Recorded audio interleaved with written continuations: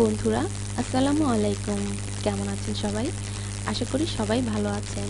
চলুন জেনে নেই কোথা থেকে এলো এইডস।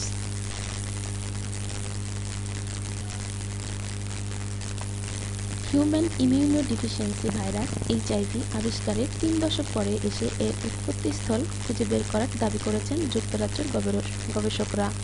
অক্সফোর্ড বিশ্ববিদ্যালয়ের গবেষকরা দাবি করেছেন, গত ৩০ বছরেরও বেশি সময়ে ৭.৫ কোটি মানুষ আক্রান্ত হওয়ার পর শেষ পর্যন্ত ঠিক কোথা থেকে এইচআইভি ভাইরাস এসেছে তা শনাক্ত করা সম্ভব হয়েছে। গবেষকরা বলেন, আফ্রিকার বেলজিয়ান কঙ্গোর রাজধানী কিনশাসা থেকে ১৯২০ সালের দিকে প্রথম এইচআইভি ছড়ানোর প্রমাণ মিলেছে। হাজারো মানুষের জেনেটিক বিশ্লেষণ করে এই প্রমাণ পাওয়ার দাবি করেছেন তারা। মধ্য আফ্রিকার দেশ বেলজিয়ান কঙ্গো ১৯০৮ থেকে ১৯৬০ সাল পর্যন্ত বেলজিয়ানদের ঔপনিবেশিক শাসনের অধীনে ছিল। এখান থেকে রেলওয়ে নেটওয়ার্কের মাধ্যমে মধ্য আফ্রিকার এইচআইভি ছড়িয়ে পড়ে বলে গবেষকরা দাবি করেন। গবেষকরা বলেছেন, ঔপনিবেশিক একটি শহর থেকে মারাত্মক এইডসের উৎপত্তি হয়। এখানকার কিনশাসা তখন লিওপোল্ডভিল নামে পরিচিত ছিল, পরে মধ্য আফ্রিকার বৃহত্তর শহর এলাকা হয়ে দাঁড়ায়। এখানে নিকটস্থ বন থেকে সংগৃহীত বন্য পশুর মাংস বিখ্যাত ছিল।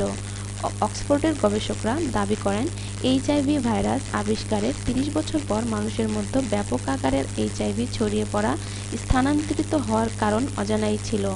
মধ্য আফ্রিকার এইচআইভি সংক্রান্ত তথ্য পরিসংখ্যান বিশ্লেষণ করে দেখা গেছে, ১৯২০ সালের দিকে কিনশাসা থেকেই উৎপত্তি হয়েছিল এই ভাইরাসের। মানুষের মধ্যে ব্যাপক আকারে ছড়িয়ে পড়ার পেছনে সামাজিক পরিবর্তন ও যোগাযোগ ব্যবস্থার ভূমিকা রয়েছে। গবেষকরা বলেছেন, নতুন ধরনের পদ্ধতিতে এইচআইভি ভাইরাসের জেনেটিক বিশ্লেষণ করে এই তথ্য জানা সম্ভব হয়েছে। শিম্পাঞ্জি, গেরিলা ও বানর থেকে ভাইরাস ছড়িয়ে পড়ার ১৩টি ঘটনা নথিভুক্ত হয়েছে, কিন্তু এইচআইভি এর এম গ্রুপটি মানুষের মধ্যে বেশি ছড়ানোর প্রমাণ পাওয়া যায়। এইচআইভি ভাইরাসের গ্রুপ এম এবং আরেকটি গ্রুপ ও ১৯৬০ সাল পর্যন্ত একই হারে বাড়লেও পরে এম গ্রুপটি ৩ গুণ হারে বেড়েছে। এর কারণ হতে পারে সূচের একাধিকবার ব্যবহার ও যৌনকর্মীর কাছে যাওয়ার হার বেড়ে যাওয়া। গবেষক অলিভার পাইবাস এ প্রসঙ্গে বলেন, আমরা প্রথমবারের মতো সব সহজলভ্য প্রমাণ ফাইলোজিওগ্রাফিক পদ্ধতিতে বিশ্লেষণ করি। এতে ভাইরাসটি কোথা থেকে এসেছে তা পরিসংখ্যানের ভিত্তিতে ধারণা করা সম্ভব হয়। এর অর্থ, ভাইরাসের উৎপত্তি বিষয়টি নিশ্চিত করেই বলা সম্ভব।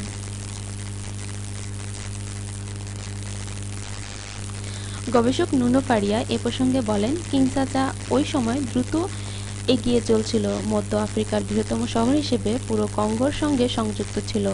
ঔপনিবেশিক আমলের তথ্য বিশ্লেষণ করে দেখা যায়, ১৯৪০ সালের শেষ নাগাদ প্রতি বছর রেলে ১০ লাখেরও বেশি মানুষ কিনশাসায় যেতেন। জেনেটিক তথ্য বিশ্লেষণ করে দেখা যায়, কঙ্গোতে দ্রুত এইচআইভি ছড়িয়ে পড়ে।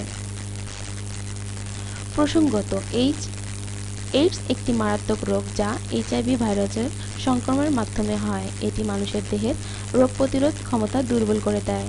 এইচআইভি সংক্রমণের ফলে অন্যান্য রোগ যেমন নিউমোনিয়া, মেনিনজাইটিস, এমনকি ক্যান্সারও হতে পারে।